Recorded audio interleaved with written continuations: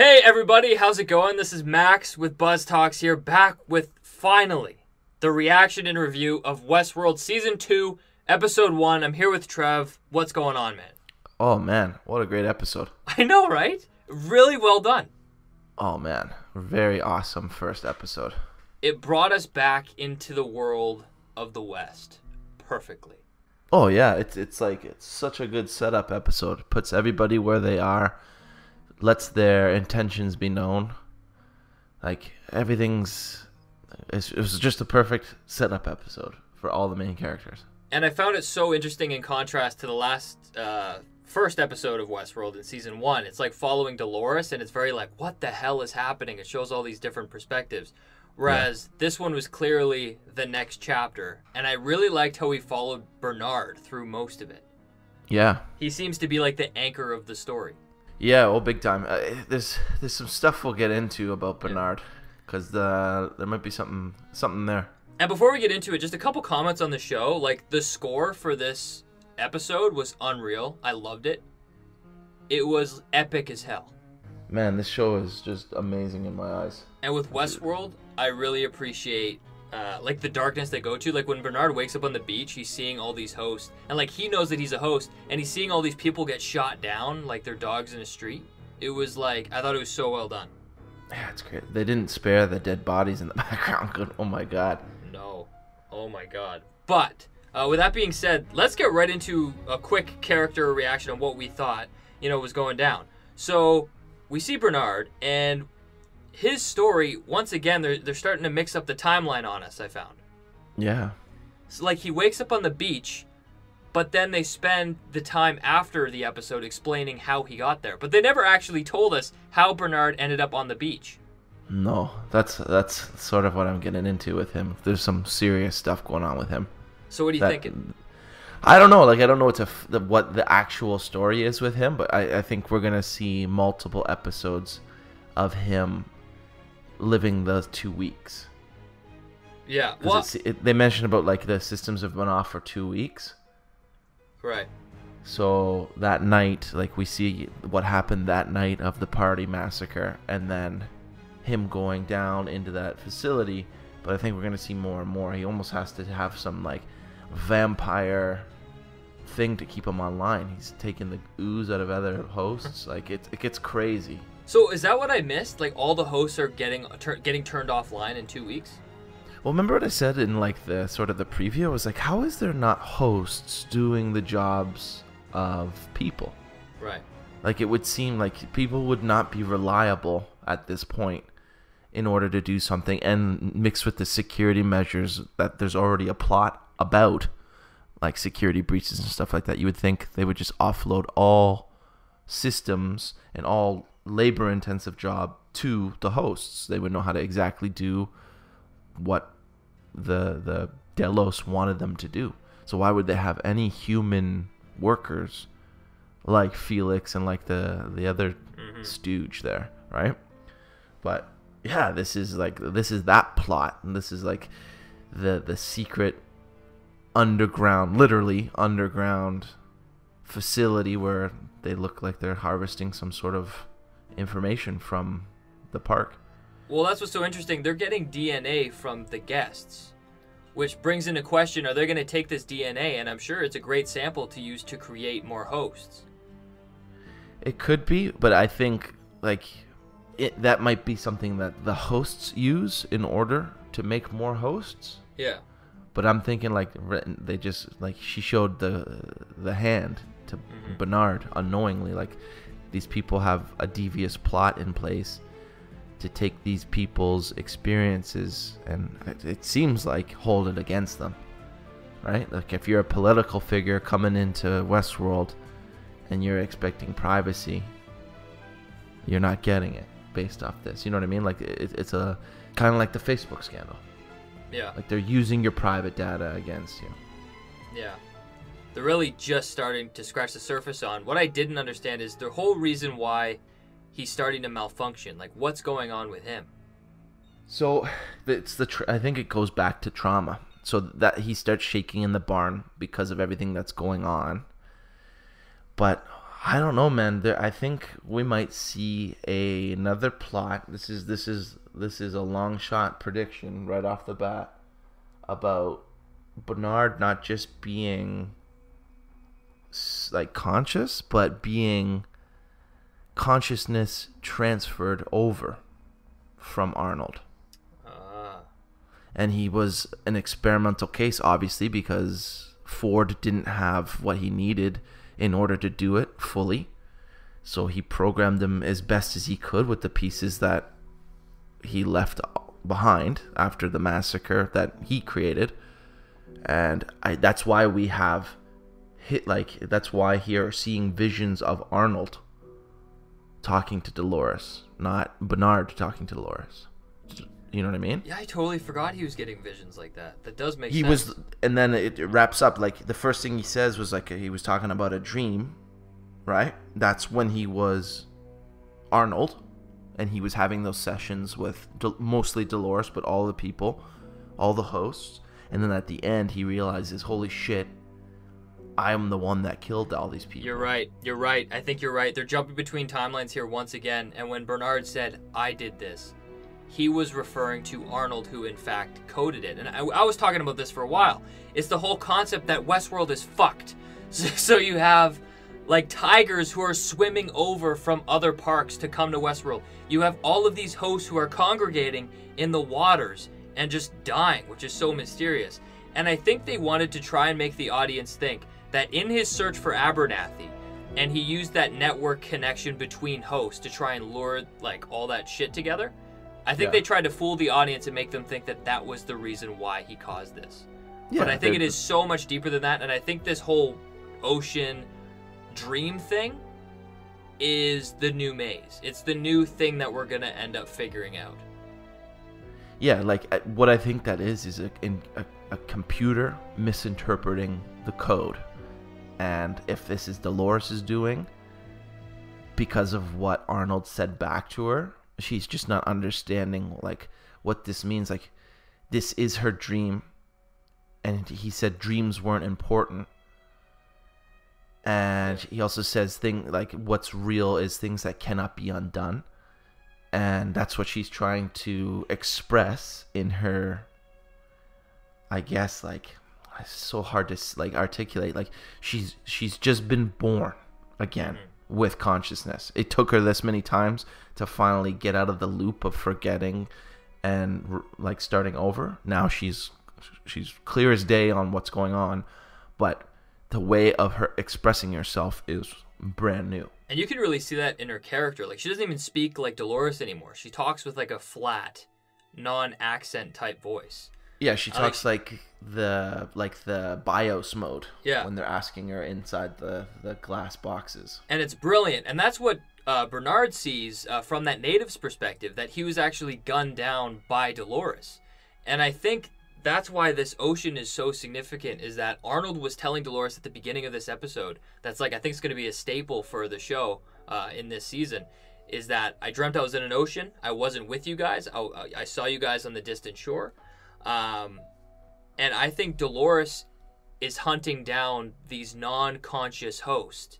And you even hear her say to the native, like, you are not ready. And she shoots him. Yeah. And I think there's something in her code that Arnold must have put there, and it's sticking with Bernard, that these like, it's like her Judas steer, like, you are the cow who leads all the other cows into the slaughterhouse. And I think in this case, the slaughterhouse is this deep blue sea. Yeah, she could also be doing the work for them in a respect. Like, these hosts aren't going to be helpful to me, so take them back and get them washed and cleaned up so we can go at it again. Yeah, and we're getting, like, we need to look over the episode again, and we need to see more of these hints moving forward. But they were even wondering about this lake. Like, who the hell put this lake here? Why is this here? Who put this here? How did Ford, or could Ford have put this here without anybody noticing it right under our noses? And I think that's what's the next step. In Journey into the Night, his next storyline, when these hosts are achieving consciousness, that lake has to be there. That ocean has to be there, because that is key to what Arnold was telling Dolores. So it is something that we don't yet know all the answers to, and maybe we can figure it out on a second viewing, I think. I'm thinking so too, but I was just thinking, like, even back to the first season, that the lower levels of the facility were flooding. Right. Could it be that the facility as a whole is flooding? That's possible too. There are a lot of possibilities. It could be flooding. How would they not notice someone putting in a lake? It's like a huge topographical thing, right? Yeah. And the lake just couldn't appear out of nowhere if being orchestrated unless there was some sort of event that did it. Yeah. There's a lot of questions. But I think what the big question is why are all the hosts going there? Why was the tiger, why did it swim across an island from another world to get specifically to Westworld, which theoretically could have tried to go to that lake? And what's even more significant is we don't know the answer to why Bernard woke up on that lake. But what's key is that he is a host, and I think he was drawn there just like all of these other hosts. Yeah, it's like there's baptism symbology here, right? Yeah. But it's like, oh man, like we have to see more. We don't have complete information when it comes to that because, like I said, I think there's going to be a lot more episodes of this Bernard from the massacre to Bernard rolling around. And it's like what you said with the symbolism, like they're returning to the ocean. It's like pressing the reset button on evolution. Mm-hmm. We're out with humanity, a new species will rise. They're returning to the ocean, and hopefully they come out as a better human being, one with consciousness, and all these like traits. Yeah. But Bernard's story is going to be crazy. There was a lot going on, and I'm surprised how tethered they made him, like the main character. And that said, with Dolores, like she really just went around killing people. Yeah. So this is the one thing I was confused about. So Dolores is like she's free, basically. She's free in the jail, as it were. Yeah. So she has dominance over everything, but she only seems to be rolling with Teddy right now. Right. And it's funny how she's so gung-ho about Teddy from a relationship standpoint, but that was given to her in her storyline. So I think that's interesting. And it's like, it's because she remembers maybe how nice he was always to her no matter what. Yep. And it's just something, like, that's the sort of human thing. Like, she just can't help but feel for him because of just experiences that she's had with him. He took like 100 bullets for her. Just trying to be sure. Like thousands, like all the time. He's like Kenny from South Park. But what I'm trying to think is like, what confused me is she's acting on her own. Right. Teddy's along for the ride. Sure is. Like, I don't know. Did you see him killing people? I don't think you saw him yet. He's watching, definitely. He's not intervening to stop it, but he's not blasting people. He's there to take the bullet. No, I know, but like... No, I think for him it's a journey, like every other host. Like I think she's unwilling to put a bullet in his head because she's in love with him. But I think with him, there's going to be a journey, and I think he's just starting. That's what I'm getting to. Like, it's time. Like, he's died enough. Like, he's suffered enough, and now it seems like she's showing him the other side of it. Well, and at the end, you had that girl come out and say, like, hey, listen, we found it. And she's like, come see this. I want you to see this. Right. So obviously that's the cliffhanger thing at the end there. But no, what I was confused about was Dolores was acting on her own, but did Ford set it up so that the hosts just sprang free and were off code? Or are these other hosts that are doing the massacre like free on no code? Or are they on like riot mode, GTA style? Yeah, I think they're on Ford's storyline, like they're scripted. So it's clear that Angela and the party who killed Bernard's squad that he was with earlier, that they are fighting for Dolores's interest.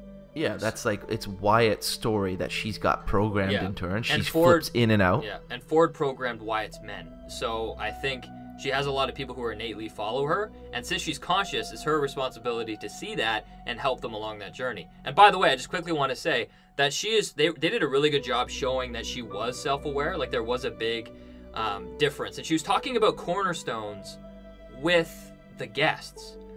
And she was trying to figure out, oh, that's not your cornerstone. Living is your cornerstone, whatever. And I think she's gonna look at that at every host she also like talks to, like even Teddy. She might discover that his cornerstone is her. So I wouldn't be surprised if we get a twist that tries to paint Dolores in a negative, villainous role where she kills Teddy. But the reason she does that is to push him to that conscious state. Yeah. So another thing too, like I was thinking, is about the dead bodies in the water.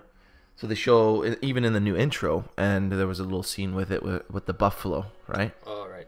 You see like a buffalo falling, and that's another symbol of, like, back in the day, how they used to hunt buffalo en masse, would be that they would sort of drive them off a cliff.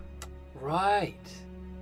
So it seems like they hinted at the buffalo. Definitely, that's the new intro, and literally they show a buffalo falling, and then they show a buffalo tap on the glass and spook what's his face, and then you have these dead bodies at the bottom of a cliff, kind of like the culling the herd.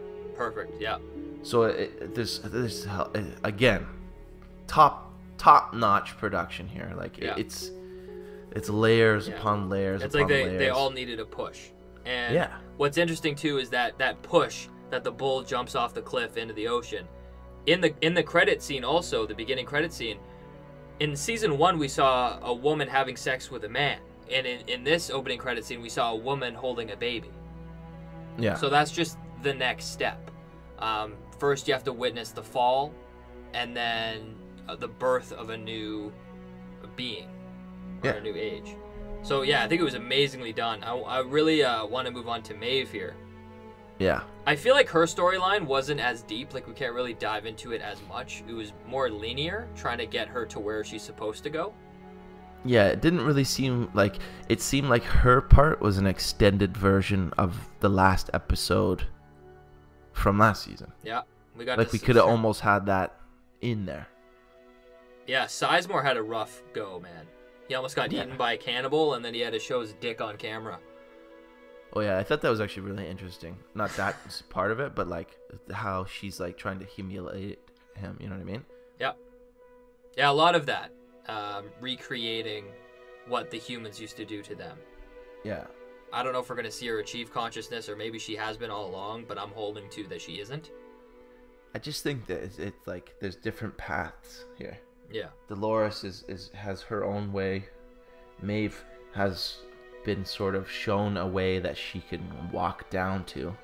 Because I think when she finally meets her daughter, it's going to be anticlimactic for her, and it's going to change everything for her. Yeah, because it won't be the daughter that she remembers. No, and the daughter, like, it just, that will be a huge thing for her.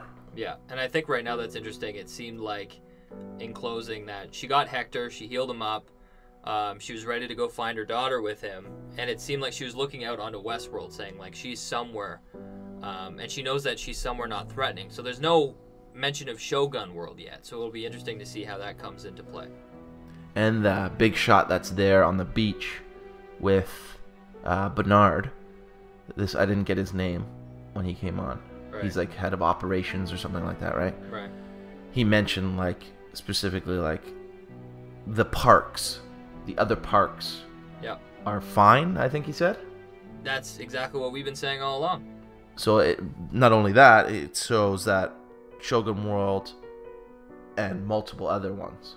Yeah. So will we see other ones? Possibly, I don't know, but definitely there's more than just Westworld and I think it's inevitable we'll see other worlds, because all the hosts need to achieve consciousness, and it's hosts versus like humans. So I think that's inevitable, and we're even seeing tigers swimming over from other worlds. So maybe Shogun just this season, but I think there's more to come for sure. No, definitely. Like tiger's one of those things. Like, I don't know if there is tigers in Japan, but there's tigers in that area of Asia. Like, well, Japan's an island, but I could see there being tigers in Shogun World. So it wasn't like an elephant, or it wasn't something so out there that it would hint to a different world entirely. Right. So it will be interesting to see. Totally. Finally, I want to talk about the Man in Black.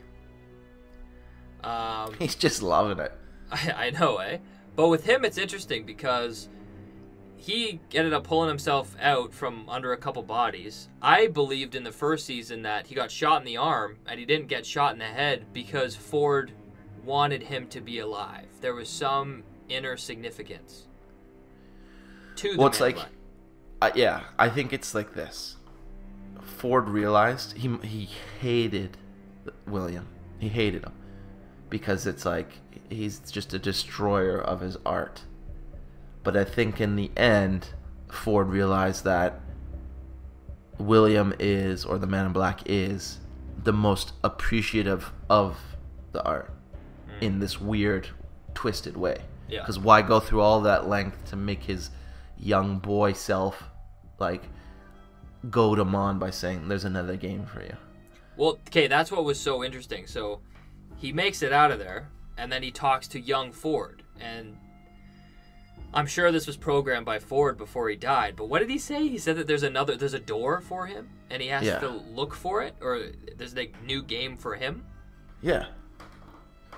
So it's like he's addicted to this stuff, and we see that in the last season of him just chasing these meta versions of Westworld. Like, this guy is... That's why it's justified that he's a badass, right? Because he knows these robots like you see speedrunners know Mario 64. They know the corridors, they know the glitches, they know the timing beyond anybody else. That's how I just picture him in my head. Right. So he knows where they're going to shoot, how they're going to shoot, and he's just a badass at this place. Yeah. So he's just addicted to chasing down these outside of the perimeter type missions. Yeah. And this is like the cheese at the end of the maze, part 2 for him. Well, it's curious for me because he has 2 roles. He's an investor, so he has money in the park, but also he's a thrill seeker. He wants to have a life that is worth living, that is meaningful. What do you think that this door is that Ford has provided him? It's like a door into their world. Into his thinking, like not only Ford's thinking, but Bernard's thinking and the whole thing. Because he's going to bring him back around. Right. Right? Like the Man in Black thinks this is a meat market where you come to express yourself. But even he's growing tired of that motif. And you can see it. That's why he's into the real Hunger Games now, basically, is what he's put himself in. And I don't think he's going to be acting like an investor in the company at all. I think he's like, finally, like, this shit fell apart. I don't even care anymore. He's sort of like, you see it in his home life from the first season. Like, he's checked out. And he's checked into Westworld for the rest of his life. I think there's also a part of Ford that thinks that something would happen if the Man in Black was involved. Like, obviously, on surface level, the Man in Black wants to go in there and shoot stuff up and have a life that's meaningful. But I think there's so many connections that Man in Black is a necessary key into pushing something into where it's supposed to be. Like, we keep talking about in the last season how Teddy is almost the reincarnation of William. He was created to keep Dolores at bay and in love and in Sweetwater because she was known that she was the beginning host and she could have, she keeps wanting to go away. And he's that kind of cornerstone for her. And I think, I don't know what it would mean, but William or the Man in Black being reintroduced to Dolores could be something significant, or him to Teddy, who is kind of recreated after him. I just think that there's another underlying importance of the Man in Black interacting with these characters. Well, yeah, like I'm even thinking it could even be a circle back around to what's going on underground with Bernard, right? Yeah. Because who more than anybody would be at risk if their private information of what they do in the park gets out? Mm-hmm. And the Man in Black is like, right. He's so I really don't think he's a part of that plot. Like, he's an investor, he's top dog. But this is happening underneath his nose. And by the way, I want to spit something out before I forget. It seemed like with Arnold and Dolores has like Wyatt and Dolores, and she's conscious. It's almost like the duality of a human fighting the good and the bad parts of themselves. But Arnold says that he is afraid of who Dolores could potentially become. Yes. And that is like, can we create a new being who can bring peace, who can do all these nice things that humans can't do? Can we bring on a better world? And that's what Arnold envisioned. And I think he feared that Dolores could bring on the worse. And she has that potential. What if the Man in Black is Ford's introduction to Dolores to push her on that nice path? The path that leads to better humanity. Because as we see, I've seen a lot of Dolores wearing a white dress when she's young, and maybe she's potentially putting on the black hat now to become that Judas Steer, and she's treating these guests like they used to be treated.